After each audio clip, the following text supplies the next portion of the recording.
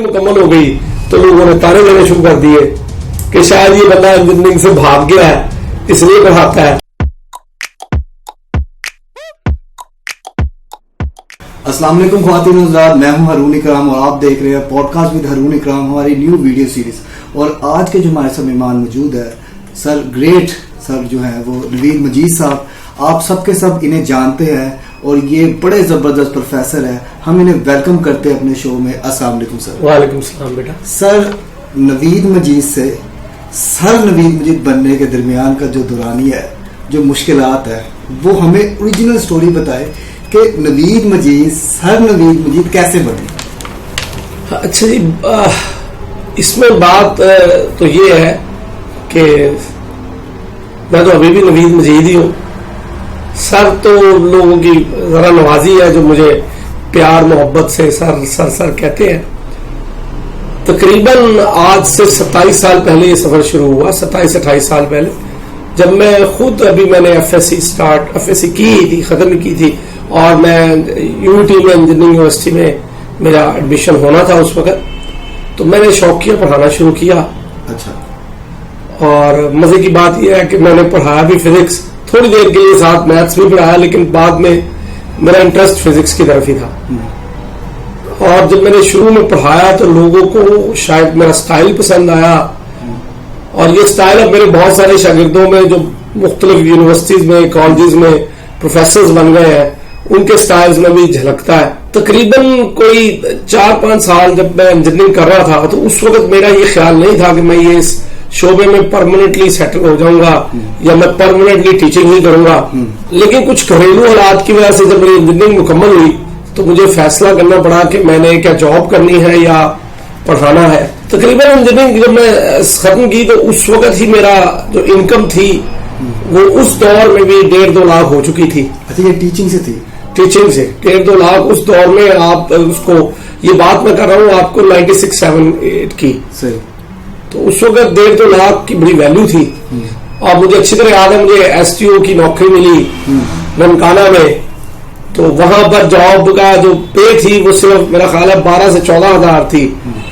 तो वो मुझे रोज वहां जाना पड़ना था, फिर 4-5 बजे मैं वहां से आता, फिर शायद मैं इतनी इनकम ले नहीं सकता था। तो मैंने अपनी फैमिली की खातिर, क्योंकि सारी फैमिली मेरे पे डिपेंडेंट थी, तो उसकी खातिर मैंने फैसला किया। लेकिन अल्लाह ताला को जो मंजूर था कि मुझे आहिस्ता आहिस्ता मेरा इंटरेस्ट ही डेवलप हो गया। और फिर मुझे ऐसे लगा कि शायद अल्लाह ताला ने मुझे पढ़ाने के लिए बनाया। और फिर मैं, आप देखिएगा कि मैं उस वक्त से पढ़ा रहा हूँ तकरीबन। कभी पछतावा नहीं हुआ कि आप इंजीनियर बन सकते थे? क्योंकि अक्सर मैंने देखे हैं जो आजकल ना ये ट्रेंड है, जो कुछ नहीं बन रहा होता वो टीचर बन जाता है। आपके ज़हन में कभी ऐसा ख्याल नहीं आता कि काश मैं इलेक्ट्रिकल इंजीनियर होता है इस तरह करके? देखिए, इंजीनियरिंग तो मैंने मुकम्मल की, MSc इंजीनियरिंग भी की। सही। मतलब इंजीनियर तो मैं बन ही गया, जॉब्स भी की मैंने। लेकिन अब पछतावा माजी की तरफ बार बार अगर हम देखते रहेंगे तो आगे कैसे बढ़ेंगे। सही।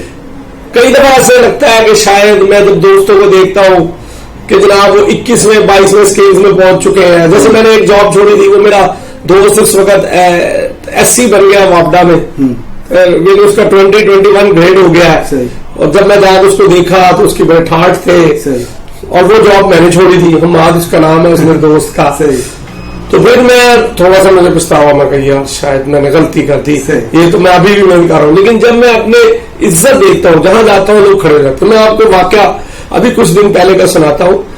मैंने ना LDS स्पोर्ट्स कॉम्प्लेक्स मेरे घर के बड़े करीब है, तो वहां मैंने मेंबरशिप लेनी थी। तो अब मेंबरशिप मैंने ली तो मेरा इंटरव्यू होना था एक दिन। तो मैं 3 बजे वहां पहुंच गया, 3 बजे का टाइम था। वहां मेरे अलावा कोई 9-10 बंदों का इंटरव्यू होने थे। अब मेरा आखिरी नंबर था। 3 बजे पहला इंटरव्यू देने वाला बंदा अंदर गया। वो एक पार्क में बैठे हुए थे, वो 4-5 अफसर थे, पार्क में बैठे हुए थे। पहले एक बंदे को बुलाते थे, वो आधे घंटे बाद वापस आया। फिर दूसरा बंदा गया अपनी फैमिली के साथ, वो आधे घंटे बाद वापस आया। मैं परेशान हो गया, मेरी प्रोफेसरी वाली आदत, पढ़ाने का मुझे नशा हो गया। मैं कहा चलो जी आज तो मैं लेक्चर से नहीं बुला सकता। 4 बज गए। 4 बजे एक बंदा आया, उसने मुझे आगे कहा कि जी आपको ना वो बुला रहे हैं इधर तो मैंने कहा जी मुझे बुला रहे हैं, जी नवीद मजीद साहब आपका ही नाम है? जी मेरा नाम है। तो मैं वहां गया, मेरे सामने वो 4 अफसर बैठे हुए थे। मैं पार्क के एक साइड में बैठा हुआ था। एलडीए स्पोर्ट्स कॉम्प्लेक्स के अंदर एक वेटिंग एरिया है, पार्क टाइप है, जहां पर साथ ही टेनिस कोर्ट है, बास्केटबॉल कोर्ट है। वहां पर वो इंटरव्यू ले रहे थे और उन्होंने जो लोग थे उनको उसके सामने बैठा हुआ था। जब मैं वहां गया तो एकदम उनमें से जो उनका अफसर था सबसे बड़ा, वो खड़ा हो गया। उसने खड़ा होकर मेरे कहा अस्सलाम वालेकुम सर। मैंने कहा जी वालेकुम सलाम। कहते सर आपने मुझे पहचाना है? मैंने कहा नहीं यार मैंने आपको। कहते सर मैं अहमद कैफी हूँ, मैं इस वक्त एलडीए का डायरेक्टर फाइनेंस हूँ। सही।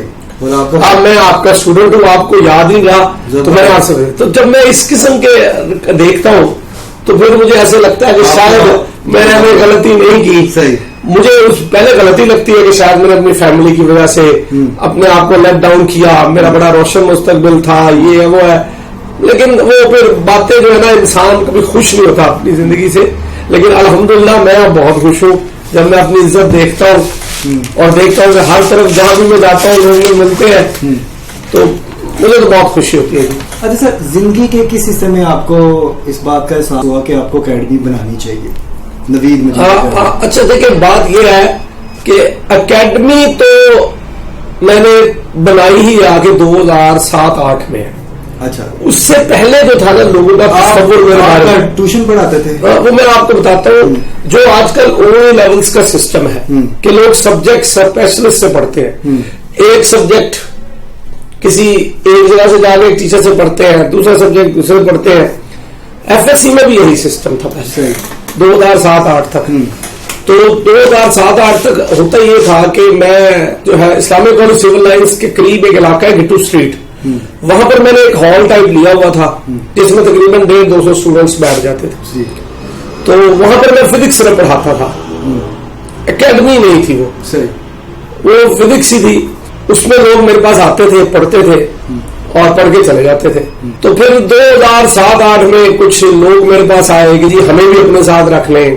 तो फिर मैंने थोड़ा सा कहा ठीक है जी आप भी आ जाए, आप अपना मैं आपको शेयर दे दूंगा। लेकिन वो एकेडमी का तस्वुर नहीं था। ये जो हमें शोहरत मिली है, जो हमारी एकेडमी की शनाख्त बनी, जो 5-6 हजार स्टूडेंट्स में एक दिन में पढ़ा लिया करता था बिला मुबालगा, वो फिजिक्स पढ़ाने के हवाले से मिली थी।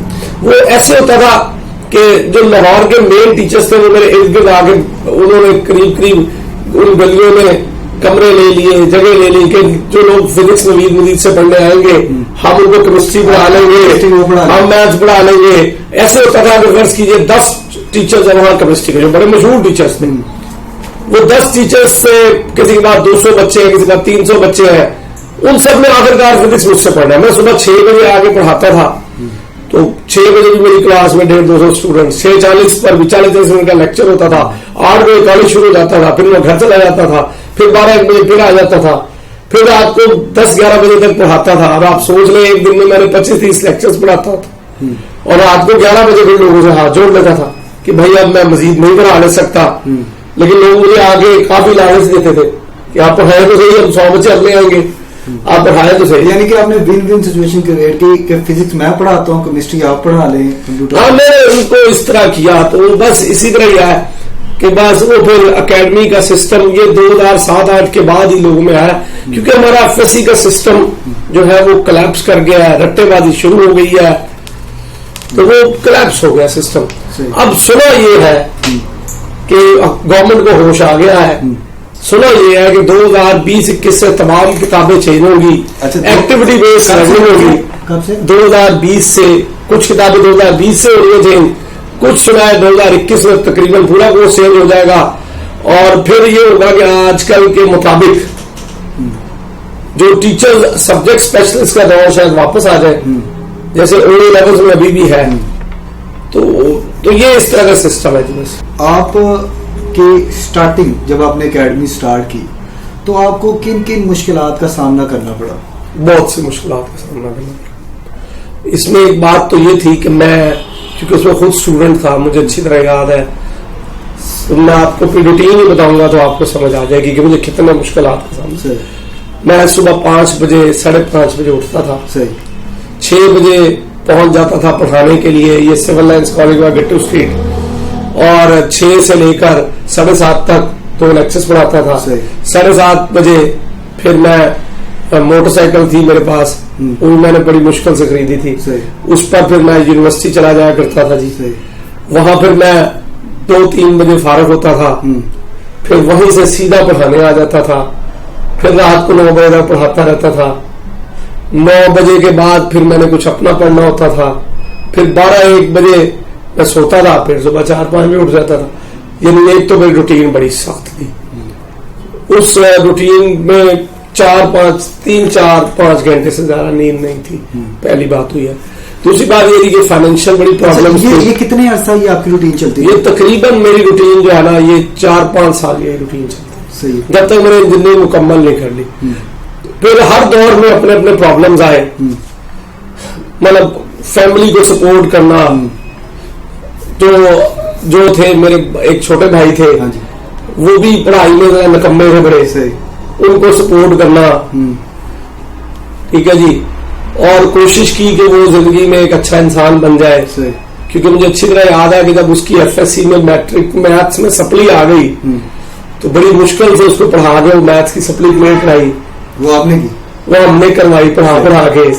फिर उसको BSc में दाखिला लेके दिया इस्लामिक कॉलेज रेलवे रोड में। फिर वो पढ़ाई छोड़ गया वो भाई।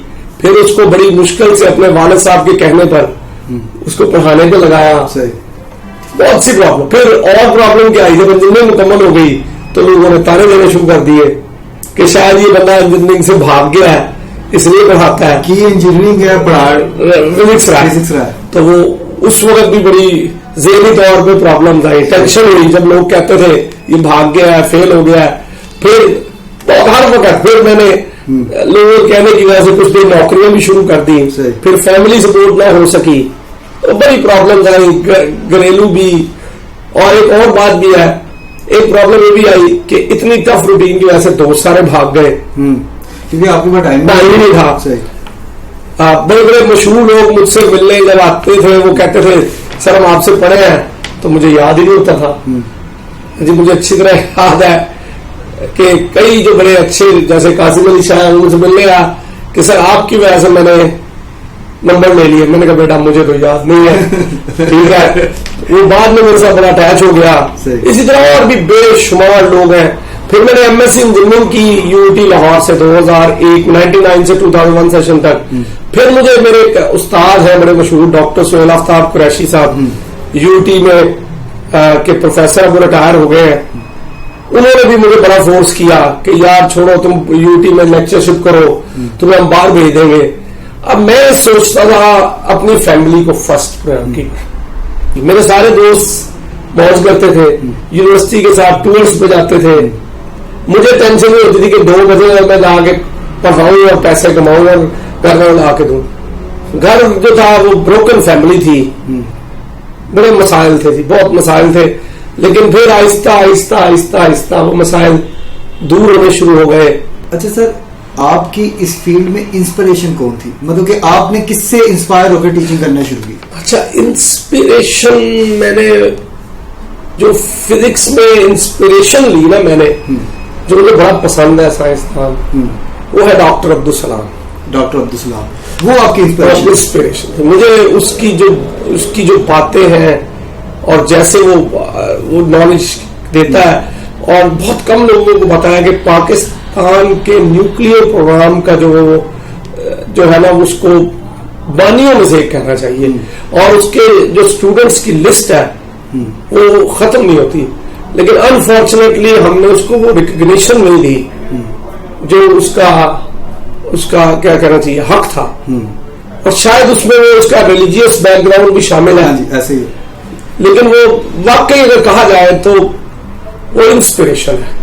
और वो जो बातें करता है, जिस तरह वो डॉक्टर साहब की था, मुझे तो बड़ा जिसको कहते हैं ना शौक था कि मैं उनसे कभी मिल सकूं। लेकिन वो उससे पहले ही, मेरी तरक्की से पहले ही वो इस दुनिया से जो है ना वो रुखसत हो चुके हैं। अब 2020 चल रहा है, अब आपको पता है कि आपके जमाने में कंपटीशन भी थोड़ा कम था। आपका जिस जगह पे अदारा, उस जगह पे मतलब कि आप, मैं गलत ना कहूँ तो 100 तो अकेडमी इसी रोड पे ही होगी।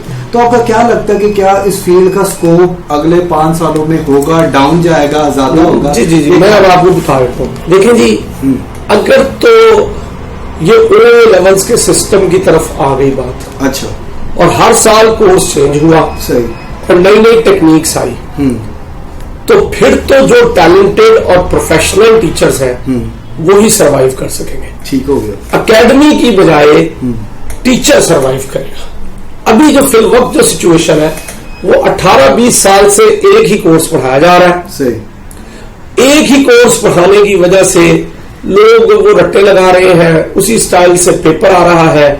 अगर तो ये एजुकेशनल सिस्टम, अगर तो ये कंसेप्ट बेस्ड हुआ, एक्टिविटी बेस्ड हुआ, जदीद तकाजों के मुताबिक हुआ, तो फिर एकेडमी सिस्टम नहीं चलेगा। सही। फिर टीचर्स चलेंगे जो प्रोफेशनल्स होंगे।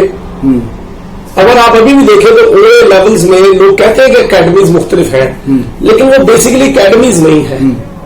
एक एकेडमी के अंदर ओ लेवल्स या ए लेवल्स में फर्ज कीजिए 7 सब्जेक्ट्स पढ़ाए जा रहे हैं, तो आप और कीजिए कि वहां पर लोग पढ़ने 1 या 2 सब्जेक्ट ही आ रहे हैं ज्यादा। ऐसा ही। तो ये मेरे ख्याल में अगर तो दोनों बातें हैं। अगर तो ये इसी तरह चला तो एकेडमी सिस्टम और एकेडमीज बढ़ेगी और सब कुछ बढ़ता चला जाएगा, और हम खुशफहमी का शिकार होते जाएंगे कि हम लोग बड़े टैलेंटेड हैं और 1100 में से 1095 नंबर ले रहे हैं। लेकिन अगर कंसेप्ट बेस्ड और अच्छा सिस्टम आया तो फिर एक तो नंबर्स भी कम होंगे, टैलेंट, रियल टैलेंट ऊपर आएगा। सही जी, अस्सलाम वालेकुम जी, मेरा नाम प्रोफेसर नवीद मजीद, ये मेरे बड़े होनहार शागिर्द हैं जी, हारून इकराम साहब। आप इनके चैनल को सब्सक्राइब कीजिए और बेल के आइकन को दबाइए ताकि आपको इनकी मोटिवेशनल वीडियोस रेगुलर बेसिस पर आती रहे, और इंशाल्लाह उन वीडियोस का आपको बहुत फायदा होगा। और बड़ी मजे की बात यह है कि मैं भी इनकी काफी मोटिवेशनल वीडियोस देखता हूं और मुझे भी इस उम्र में बहुत कुछ सीखने का मौका मिलता है। बहुत शुक्रिया।